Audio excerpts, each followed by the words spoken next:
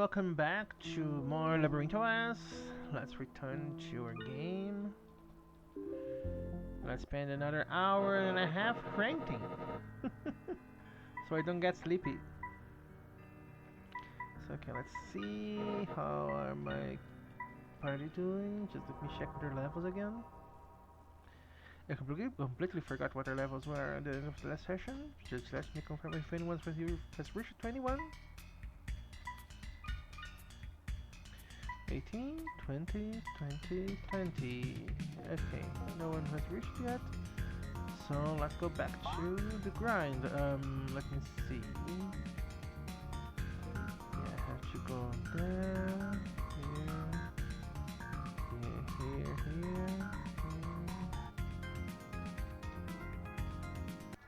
Open.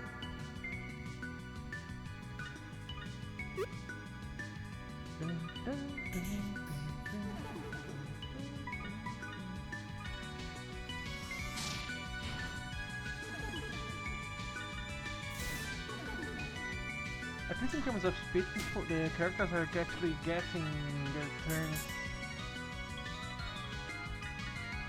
It's so annoying when the only character that has a turn for most of the round is Theo, and Theo can't hit a wall, even if they wanted.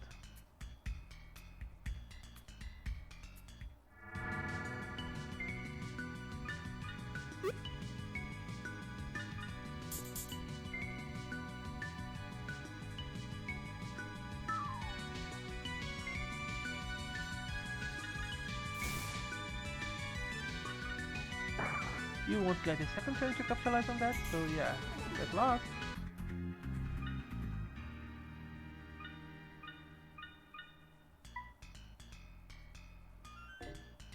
Oh, I forgot to recharge my medicals. Okay. Yeah, I have to get those back.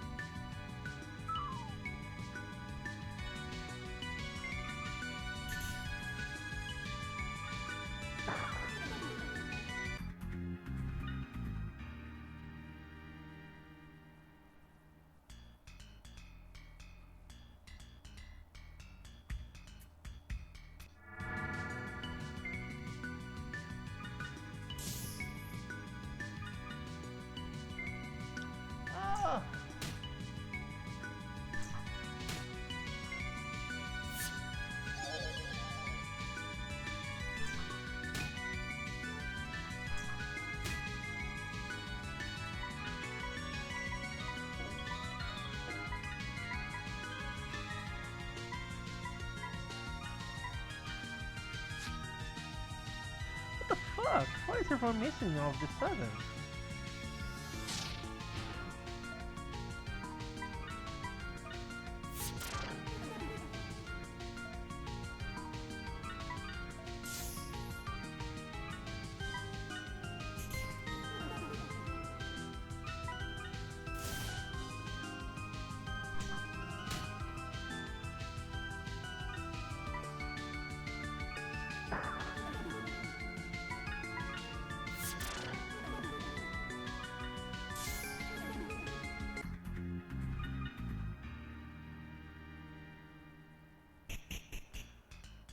Let's grab my more medicals. Healing fountain.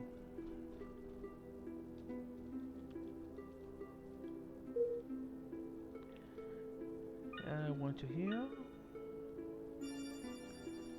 Thank you. And now let's buy some potions.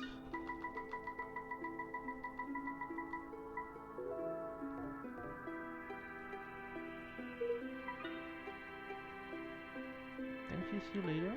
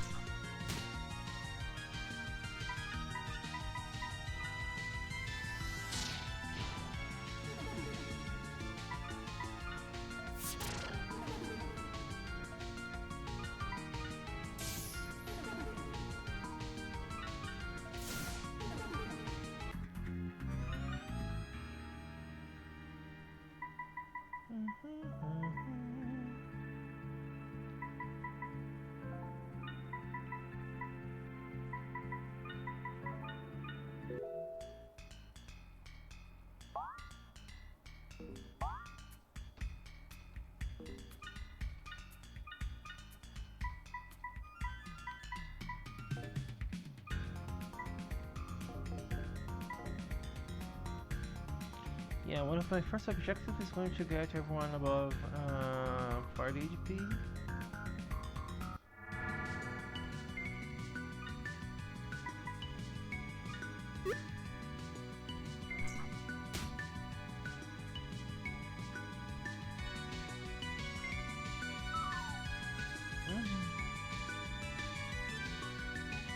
Okay.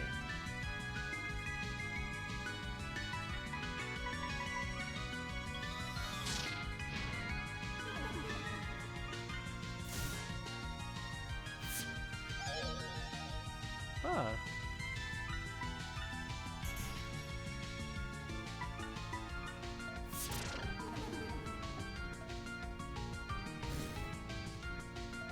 Okay, I got lucky.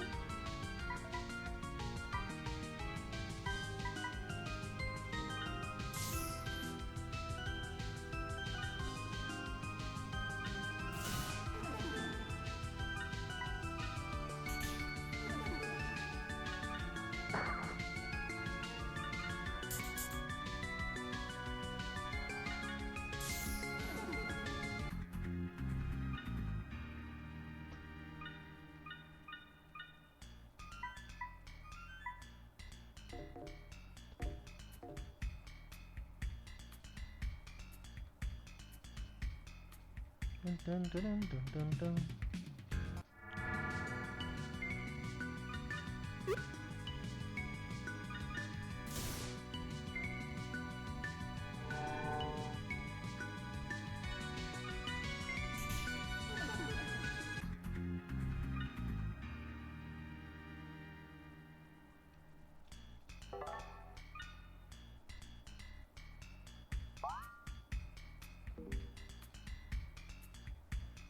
I was messing around thinking about concepts for my setting because I want to find ways to get these to busy those days. And something I ran into while watching a video explaining the two videos. One video explaining the lore of the Skaven from Warhammer Fantasy, and one video explaining the lore of the the Court of the Seven-Headed Snake from French Crusade. And I think I got an interesting concept for the dragons on my setting because something I have been dealing with is trying to give some flavor to the higher creatures of the setting. Let's just say, why is everyone missing?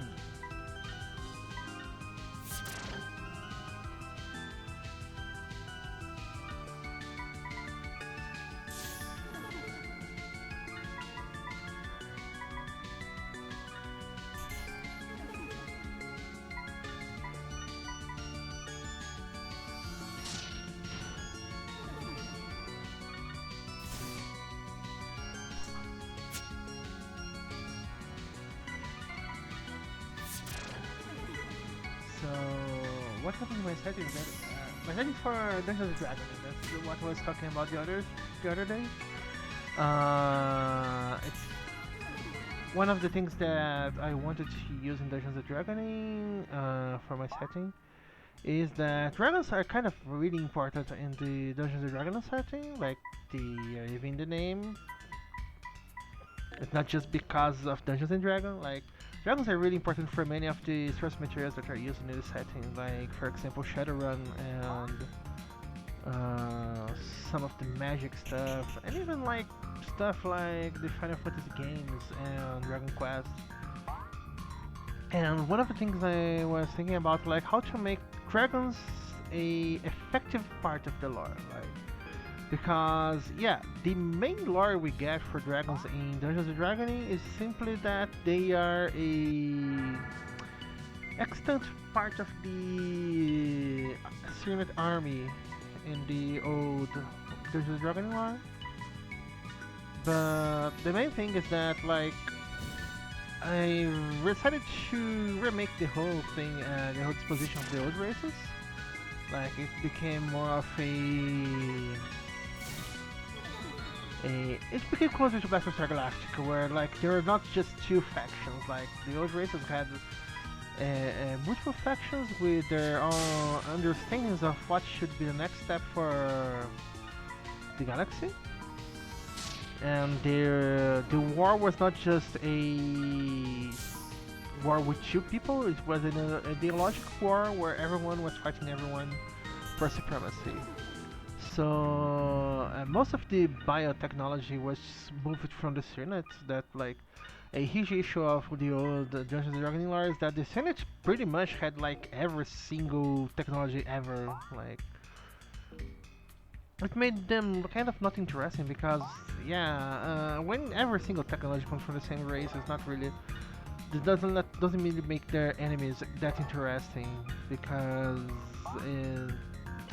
the Kitan kind of got the shafted in this because most of what the Kitan got was like anti-magic and certain robotics. Like not even all of the robotics because in the original Dungeons and Dragons lore, a lot of robots came from the Senate too.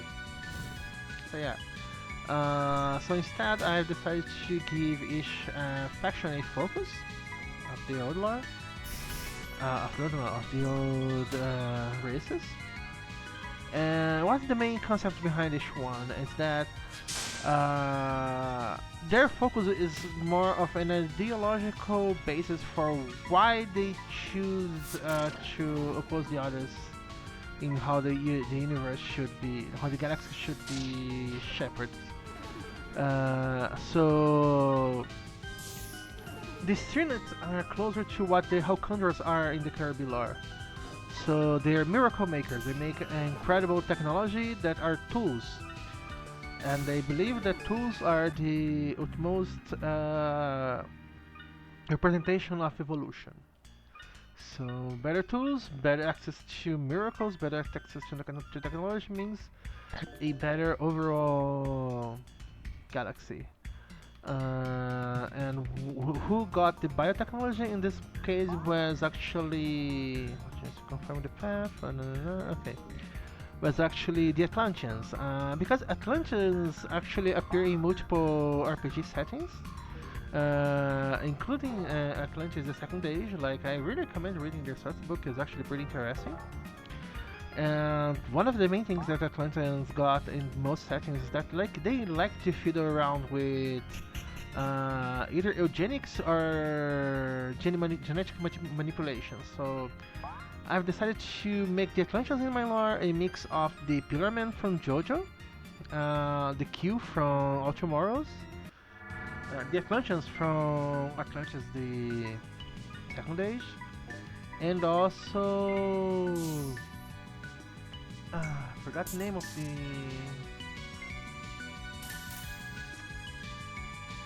the guys from Prometheus, the movie from the that explains the origins of the Xenomorphs. I forgot the name of them. Like the space jockey, their race specifically. But yeah, they're the precursors of most races in the galaxy because they literally planted genetic technology. Oh.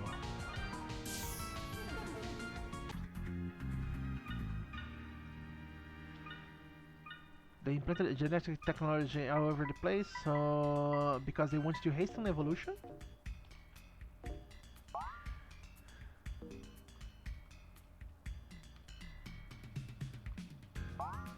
So what is their main deal with that? Like why they want to do that? It's because the Atlanteans believe that there is an end point to evolution. Like there is a objective to all evolution that every single life form should strive for. They don't believe that every single life form deserves perfection? Oh, good. You know, the shimmers of her sleeping beauty, this one is just ahead. And it's my duty to stand guard while the lords are away. The lords? Kutshon and Zweihander, of course.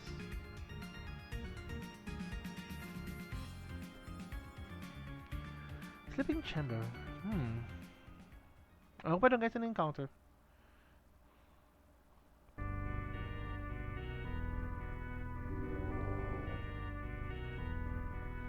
If you're uneasy.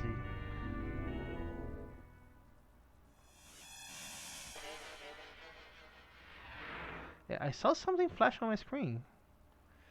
Immense energy pushes you out of the room. So yeah, like they believe that the ultimate galaxy, that like the ultimate endpoint of the galaxy is that physical evolution should reach its endpoint, and its endpoint is that every species will become a part of the greater whole of the organic form of the galaxy. So most of the new races tend to think that it is actually that the Atlanteans wanted to emancipate of the species into sentient beings, but that's not what they were doing, like not at all. That's mostly wishful thinking on their part, because the Atlanteans didn't see anything other than themselves as like deserving of this kind of emancipation. Like they just sought to create a universe where they were the top of the food chain and everyone else was just in it for the ride. Like everyone was just going to play roles in their perfect society, roles that don't involve being leaders. So yeah, the dragons themselves are super weapons they created under the war. The original dragons are immortal, impossible to, almost impossible to kill. Like they are pretty much genetically, they're composed of a specific genome that allows them to adapt to anything instantly. Like they can instantly evolve themselves to adapt to an environment and a situation, and because of that they are all pretty hard to kill beings, because they needed to be weapons first. And the main thing is that after the Atlanteans died, okay, halt, citizen. What business do you have going this way? An investigation is currently underway in the upper floors. The alerts are very close at cracking where the fairy circle is. We have been instructed to not let anyone pass through here. We're afraid you'll need to turn back. Okay, they can't go this way.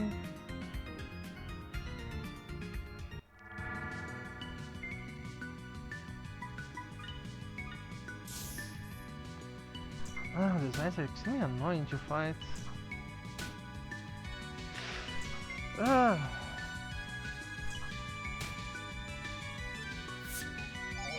Okay, thank you.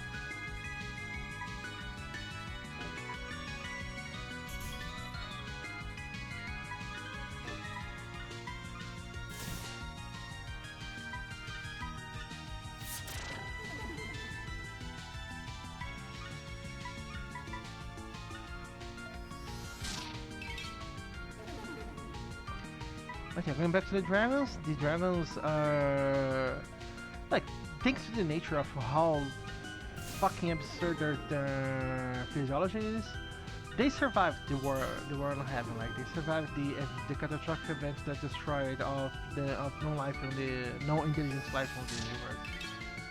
And because of that, they're sort of like super weapons without a purpose, like without an objective. So in order to survive, they develop a sense of self-importance. Like they became extremely powerful and prejudiced against other races. Like they believe themselves as the true inheritors of all the galaxy. Let's go. I haven't seen old Pygmalion a lot lately. He used to come to Dutton every once in a while to the shows. The galleries, you know. He was such a darling, really, truly.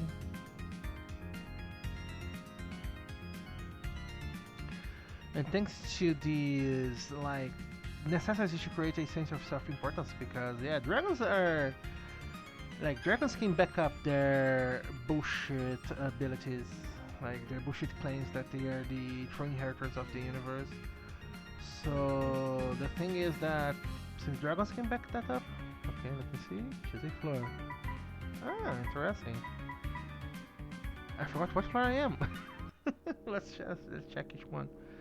So yeah, dragons can actually back up their claims to be in the top dogs in the current universe, the current galaxy of the Great Wheel, and because of that, they can actually push other races around, and with that, they've developed the sense that everything belongs to them, like by right. If the universe doesn't belong to them, they wouldn't be able to take everything they wanted. So what happens is that dragons in the setting are not like they're not born to be greedy, but they are greedy because that's how their society developed after being left as the only, like, you left a bunch of new kids on the playground and you gave one of them a gun, like, and they are the kids with the gun. Like, they believe that they should own every toy because no one is able to say no to them, and that's the main shtick with them. So what happens is that I've created a whole like chronology for how the dragons evolved and how they're evolved not as a species, like evolved as a faction. The dragons were the oldest empire on the new galaxy. They ended up being destroyed by Civil War Empire, and as a result, they started deciding to share their toys with other races.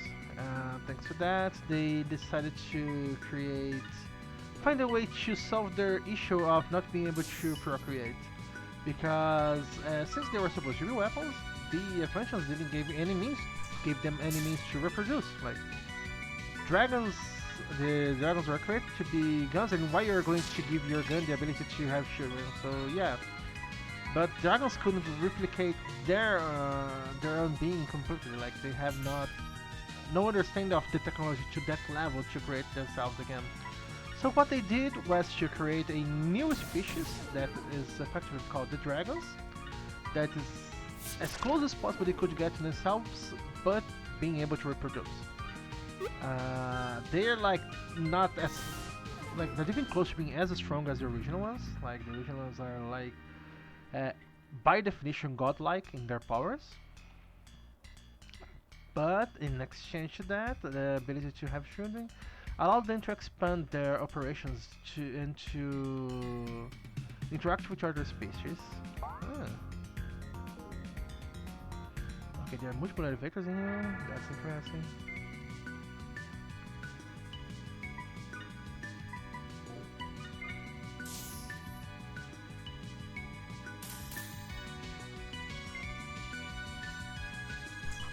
Fuck, I forgot to deposit the fucking thing.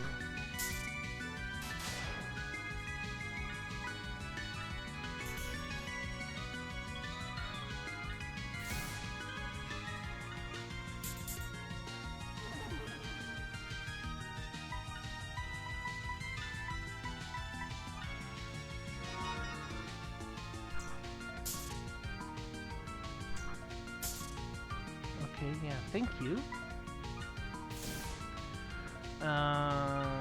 And like since dragons were pretty pet peeved about not being able to have children, their children actually can have children with anything that moves. Like they are dragon-blooded everything in the setting. Like, but there's a reason for that, because as I was saying, like dragons are extremely greedy. they have like their society developed around the idea of being greedy, of being the rightful owners of everything that exists.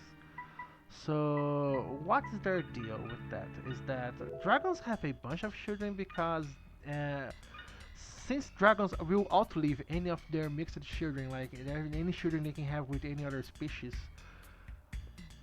they have a reverse, like a reverse inheritance custom. So instead of the fathers dying and leaving all of their possessions to their children, children of the dragons are by the contracts the dragons define for them, supposed to give everything they have when they die to their parents. So yeah, Dragon Society evolved around the idea that they. Okay, let me see the first floor.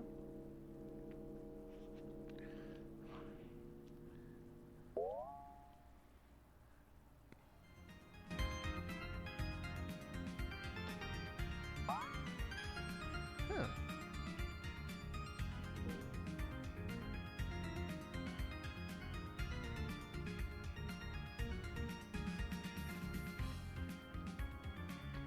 Let's see what's in here.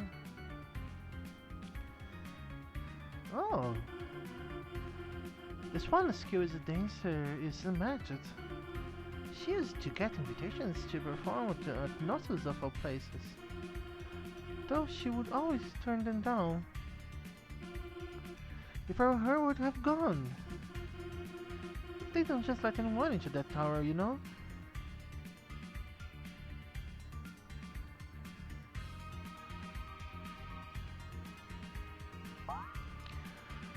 So the fastest way to get everything in the universe on your possession is to get more hands to do that. So dragons have a lot of children with everything that moves because that allows them to be in more places at once. And since everything their children have is going to end up being their own at some point, dragons see every children they have as literally an investment. Their long-term investment that they see paying dividends every time they actually achieve something. So dragons give the best they could afford to their children, not because of an inherent love to them, like they can have love for their children, like they have like the full range of emotions, but the main idea why they're having children is not because they want to have, like, they want to love their children, etc. No, it's because the children are simply new assets that can bring their more resources, like more money, more stuff in general. That's why they're going to go around inciting people to becoming heroes, for example. To becoming heroes, becoming leaders, to becoming kings, etc., cult leaders. To endorse them, their children into every single possible career they can because the more powerful the children are, the more power they're going to be by proxy.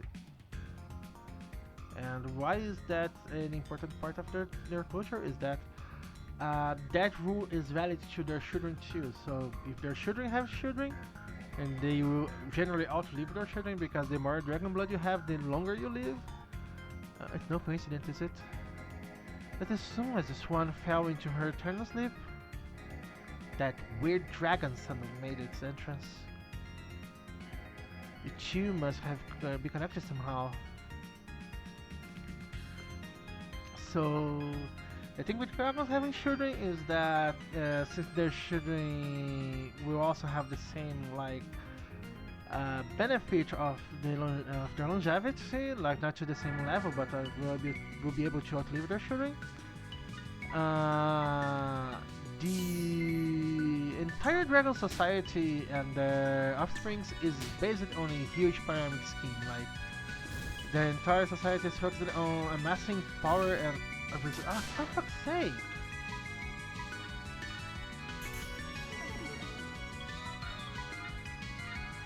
Amassing power and resources, and their shooting are just a tool for that. Like so. Your position in the Dragon Society is nothing more than your... Oh, fuck!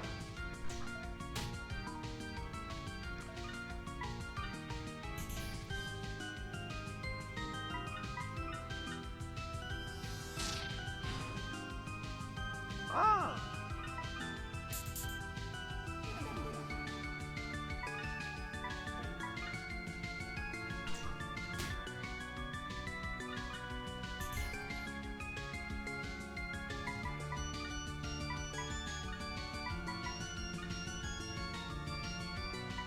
So your position in the Darwin hierarchy is based around how many people you have on your pyramid scheme.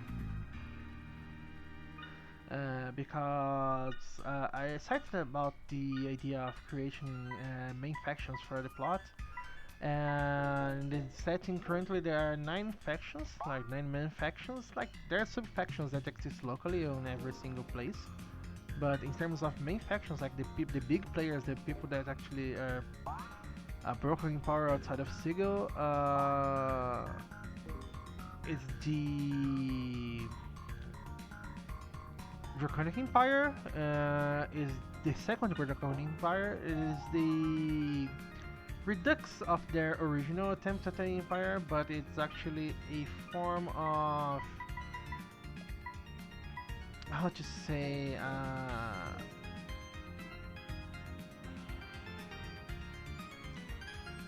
like it's a commercial empire. Like they literally hyper capitalist. Oh, pure odds. Okay, let me see what it does.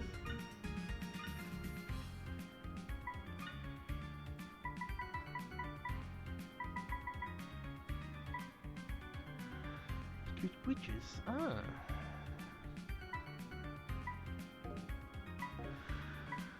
Let me see.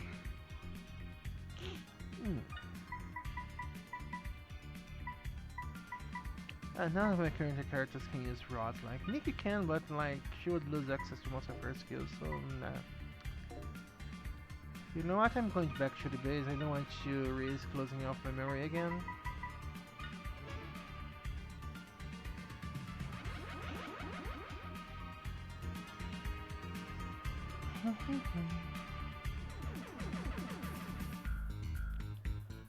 Let me deposit my memories, by the way, so I don't run the risk of losing everything. Okay, the Draconic Empire is a commercial empire that's pretty much hyper-capitalism. They are like pretty much every single is space hyper-capitalist group ever, combined into one. So they have a little bit of Shadowrun and Cyberpunk, and for example, I forgot the hyper-capitalist faction on Endless Space 2, Lumerians, I believe, and yeah, like they are pretty much that. Like every single hyper-capitalist race is pretty much either working for them or was tailored by them. Like so.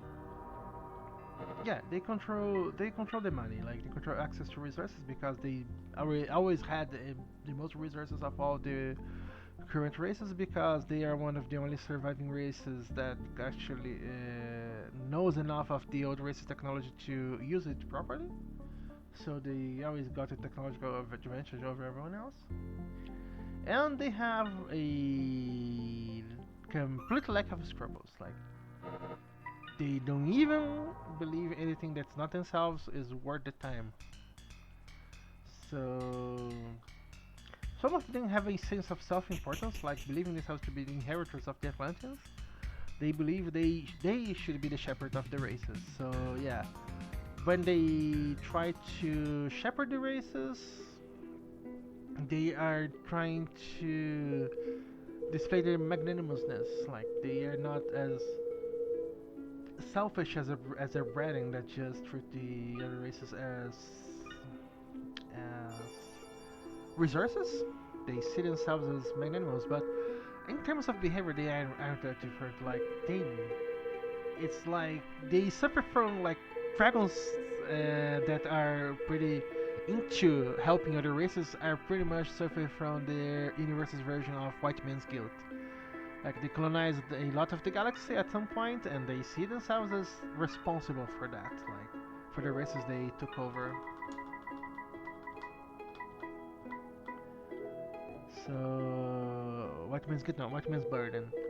So yeah, they see themselves as saviors and etc. and their focus is emancipation. That's why there are currently two dragon factions in the setting, like two main dragon factions in the setting. There are dragons in most of the factions, by the way, like they're not exclusive to the specific dragon factions. But the first faction is the Draconic Empire, like the second Draconic Empire. And the other faction is actually an interesting one. It is the Ophidic Circle. The Ophidic Circle is the one that believes they should continue the work of the Atlanteans. What the word of the Atlanteans? They don't know. They guessed that what the Atlanteans said on the text is supposed to be what they actually believed. But so they believe they should emancipate of the races. Like their interpretation of what the Atlanteans wanted to them is that they should bring all of the races to their epochs of evolution. And the understanding of epochs of evolution is that they should be all dragon-like. They should benefit from the gifts of the dragons. So what they do is that they run genetic experiments on many animal species to try to create intelligent animals.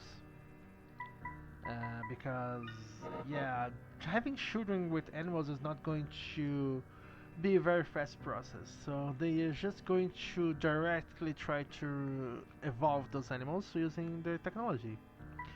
The Vedic Circle, because of that, believes themselves to be shepherds of all of the galaxy, but they are huge assholes that have a huge sense of self-importance. Like, if the selfish, greedy dragons are annoying, like the Ophidic Circle is unbearably pedant in their behavior. Like they believe they are doing the galaxy a favor by doing what they do.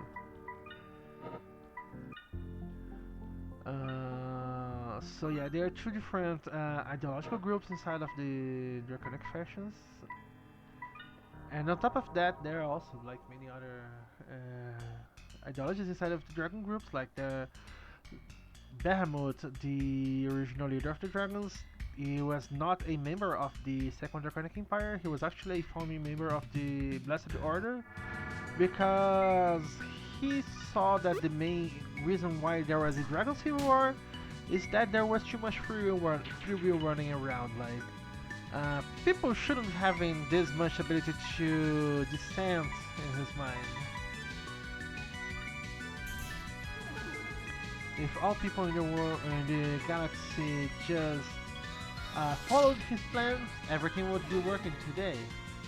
Because Bahamut was heavily crippled by his War Master, the great five-headed dragon Tiamat.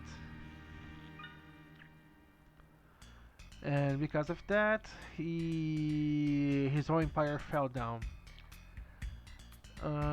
As a result, what happens is that the people that the dragons that still follow Tiamat and ended up joining a faction known as the Circle of Gaia. Like if you, I will cite the full names of those factions is the Natural Circle of the Natural Undivided Ring of Gaia. The Natural Undivided Ring of Gaia. No. I thought we were I forgot to rename them. It's the Ring of the Wild. The Gaian Ring of the Wild is one faction, and another faction that's the opposite of them is the Messianic Blessed Chorus. If you know those names from certain media, you're already connecting that. Yeah, they are a take on the Shin Megami Tensei factions.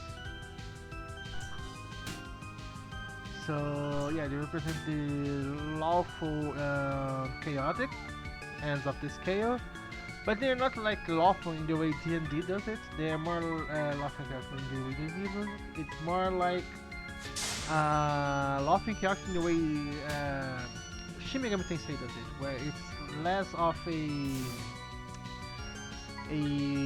belief in laws, like in the concept that there is a societal order, is more in a belief that there is that metaphysically, behavior itself is a key to supremacy. So the lawful factions in Shin Megami Tensei are actually, ah, for fuck's sake, no. Okay, lucky. The lawful factions in Shin Megami Tensei, they want to be able to return to a place of perfect order, a place where free will will not interfere with the effectiveness of the universe, like. And the Gaians from Shin Megami Tensei, they believe that in the rule of the rule of the mighty, like if you have power, you should use them because that's just your right to do. Because the only order is the natural order, like the order that you can create through your fists, through your sword, through the end of your gun chamber. So what happens in that is that do not center fear, please. Good, the gaze it didn't work, but okay. I was going to say the gaze Lomax, but oh, it worked, okay.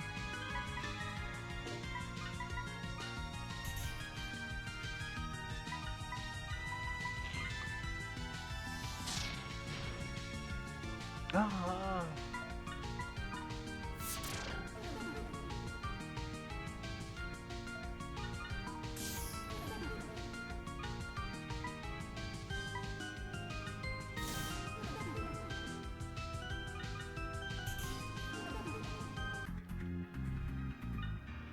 So yeah, those factions are pretty much a redux of that. Like, I really like the dynamic in Shin Megami Tensei. Even though sometimes it can get like kind of boring with the way the certain games do it, like because yeah, there are so many ways you can make like God is a deceitful tyrant taking over the universe without it becoming kind of like passe, like kind of repetitive. But like they do mix these things up, like especially because in games where the tier factions are not really the actual alignments that you can follow, they actually become way more interesting. Like for example, in Shin Megami Tensei 3, where okay, don't order it. Okay, thank you. Where you have people with reasons instead of having your characters following one of the two alignments.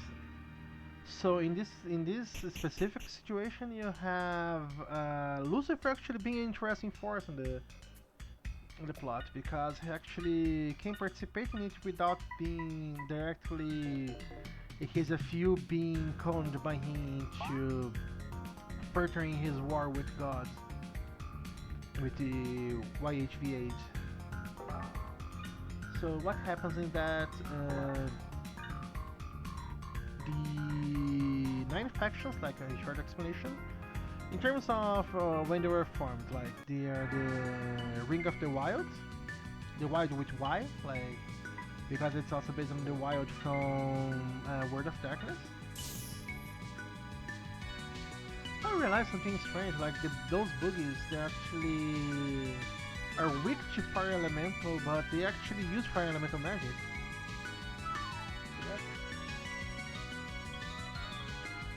Okay, so they represent the Chaos